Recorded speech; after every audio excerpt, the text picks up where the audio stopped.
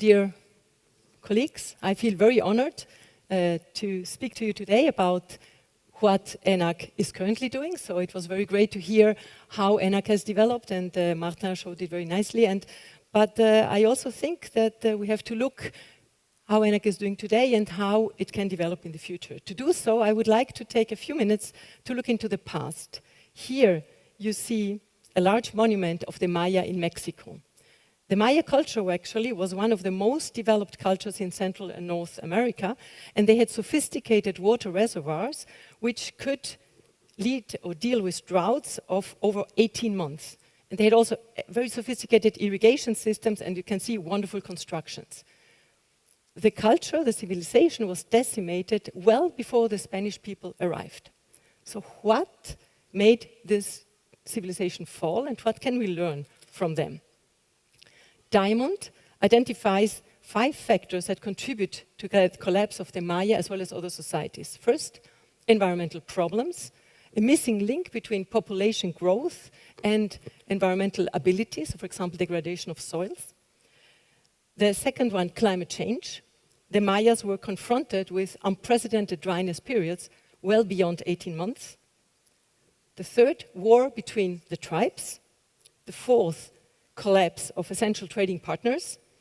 And the fifth, wrong governance and lack of foresight of the local government. If you listen to the 5 factors and you look at the situation today with energy, climate, it sounds kind of familiar. So some of these factors would apply also today. So this is why we set ourselves a vision that ENAC aims at contributing to the transition towards a more sustainable built and natural environment. And we focus on 3 topics for this year 20 to 2024. That means climate change, digitalisation and urbanisation. Anticipating, mitigating and adapting to climate change. How can we use digitalisation for sustainability, and how can we tackle the challenges of growing urbanisation? I will say a few words for each of these topics. When we look at climate change, we have the Alpon Center in Sion, where we are located, so one of our associate campuses, and there we study the effect of climate change in the 3 poles, North, South Pole, as well as the Alps. This is one example of the Arctic.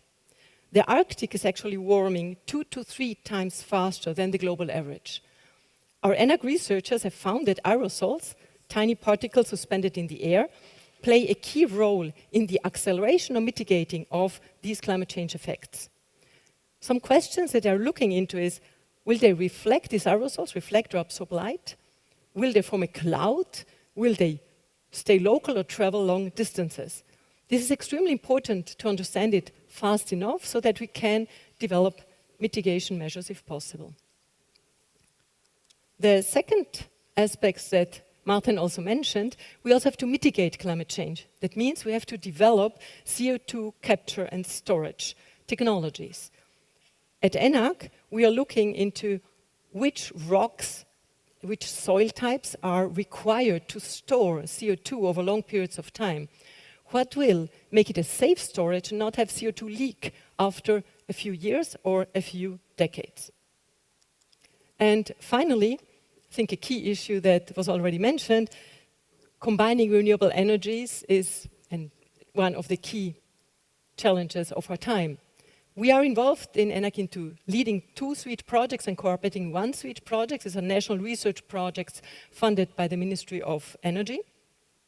And one project looks into the unlocking the full potential of solar, biomass, wind, hydropower and renewable energies in the different places, in the Alps, in the lowlands and in the cities, bringing together technology and social sciences. The second question that is addressed by the second SWEET project is how to become more efficient while keeping comfort and well-being. This means, how can we develop a living lab and work together with the population, administration, and the private sector? As I mentioned before, the second key area is digitalisation. And here we try to use sensor technologies coupled with remote sensing and machine learning to identify movement of antelopes in Africa or movement of people within the city. For the second one, looking if people come too close, will they get an alarm, like in COVID, for avoiding different pandemics. So in the exhibition, you will find more of these sensing technologies, drones, and so on. A second aspect of digitalization is digital fabrication. Digital fabrication gives us the opportunity of co-design, humans and robots, new types of buildings. These buildings could potentially be more resource efficient, use less, have lighter structures, and robots can support us in building these structures. The second thing that we can do with robots together with sensors is to identify, for example, in bridges, when they might have a crack, and having a robot filling in and making the crack, constructing on the go. So we don't have to close off the bridge for long periods of time, but we can really use this technology to make it happen. The third topic we looked into is urbanization. And one of the main concerns is to look into how can we rethink the connection between the urban and the rural. Somehow, the rural is entering to the urban. We can think of urban agriculture. This means that we are producing food in the cities. On the other hand, the urban is moving out more and more to the rural, so creating the suburbs. How can we rethink these type of links by looking also into the linkage between water, food, and energy? Now, this was looking at the territory, the big picture. Let's try to zoom in into a building. And here, the key questions is, how can we have a healthier building, a healthier city? Thereby, we look into three aspects. The one is thermal comfort. Can we individualize thermal comfort in a room depending on the needs of the different people? How can we monitor indoor air pollution to early recognize potential problems emerging? And the third thing is, how can we involve the people to themselves behave in a more energy efficient way? This was a short glimpse of what we do at ENAC. And one thing that you might have noticed, this is not possible to do alone. This is only possible if we collaborate with each other. And we see that ENAC collaborates not only within the three disciplines, but also we collaborate within whole EPFL, and we have international collaboration. Within the three disciplines, we also have a directorate board, and this is composed of myself, the Associate Dean Katrin Bayer for Open Science and Digitalisation, Vincent Kaufmann for Education and Knowledge Transfer. And also we have the section director and the institute director of each of the three disciplines coming together in the Direction ENAC. When I started my deanship, we gave ourselves the task to create a strategy for ENAC itself. And that strategy has 5 goals. So the first goal is to look into and to foster excellent disciplinary research, as you saw before, so in the rankings that Martin showed, but also interdisciplinary and transdisciplinarity. Most of the projects that you saw before were inter- and transdisciplinary. And here we have also 2 new elements that came to in the education part. The one is a master, a minor in sustainable development together with our colleagues from STI.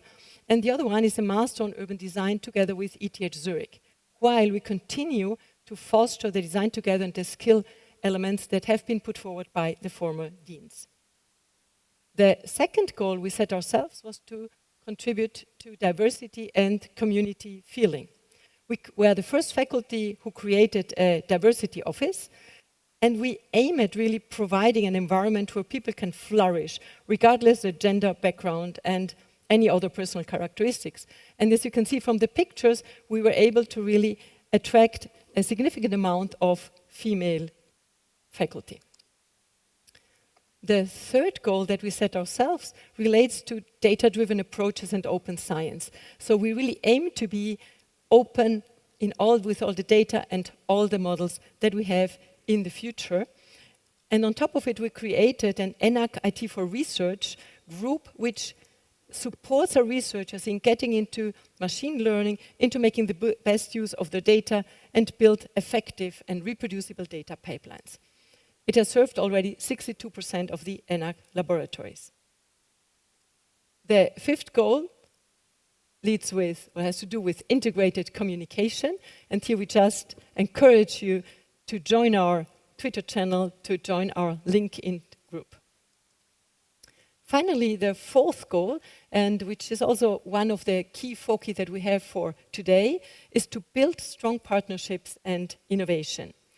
In collaboration with the Vice Presidency of Innovation, we have created the EPFL FUSTIC Association, FUSTIC meaning Future Sustainable Territories, Infrastructure and City. This association aims at bringing together people from practice, administration, industry, together with scientists to co-design projects and to think about the problems of the future. We have already 102 members. Within that, the Blue City project is the first flagship project from InnoSwiss, where we have 23 partners coming together and working on the question of creating a digital twin of the city of Lausanne. So this is what we have been doing so far.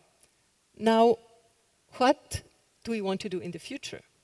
We are engaged now in thinking about 25 to 28. And we have been, climate change will accompany us, but are there some topics within climate change that might become more prominent and where we have to put a specific focus on beyond the topics that we have already addressing? One of the topics that has been emerging is the human ecosystem health. Can we identify or early anticipate new viruses, new epidemics, and how can we work with urban design to avoid that this becomes reality? We are working close with the faculty of Sciences de la Vie in order to try to figure out what will happen if dengue comes, malaria comes, how do we have to redesign our cities to avoid that this happens? So really an early recognition of future health problems. The second topic that came out of our mind is we have maybe to look closer into the water, food, energy, and even the land use nexus. Why do we need to do so? We are starting to realize that if it does not rain, we don't have food, we don't have energy.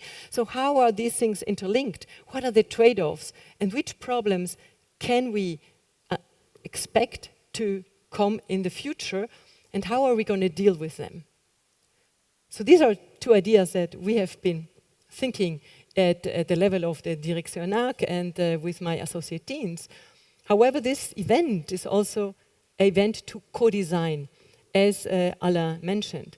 So it's also to understand together with you which are the topics that you think are relevant topics that we might not have seen so far. And for that, we will invite you into this experiment of Mentimeter. And I hand over to Alain. Well, it's very simple. Yeah? You have a question, and you take your smartphone, you go to www.menti.com. Le code, où est le code? Le code 9815 2245, où vous utilisez le QR code. Donc, allez sur www.menti.com. So you go on www.menti.com and you introduce the code 98152245. Pour répondre à la question de And Claudia, to answer Claudia's question in English, c'est plus compliqué. Essayez de choisir try to un mot, choose deux mots, one trois or mots two maximum. words, three On va words voir s'afficher, maximum. au fond, le résultat de ce qui, pour vous, sont les priorités que devrait se donner So the l'ENAC, words which should be which research priorities topics would you for most like to ENAC. collaborate on, ce que vous voulez comme collaboration avec l'ENAC, avec l'EPFL. So the words that you prefer for your collaboration with ENAC and EPFL. Claudia, peut-être une première, on voit déjà quand même. Claudia, maybe the first one, we already have a trend. Some elements emerging. So energy is really at the forefront. We also see climate change, sustainability, mobility. I saw at some point also something like resilience emerging, food, health, water. C'est toujours So intéressant de regarder dans les marges aussi. It's parce que always les interesting viennent to peut-être see d'idées, voilà, qui sont when en train de we have pointer. got words sont with pas les plus évidentes. the lower Yeah, exactly. ranking So we see as also well. human-centric building, I was saying, so putting the human people in the center, waste, nature, you can see digitalisation, urban scarcity, which I find kind of a very interesting one. I'm looking at carbon tech. Carbon tech, You okay. know, it's So very small. I think it's great intelligent maintenance. So we can see that there is a diversity of topic that you see that you can collaborate with ENAC, that we will then use and take up to think also of our strategy in the year 25 to 28. And please approach our researchers in the stands, in the exhibition, so that we can already start collaborating and sharing today.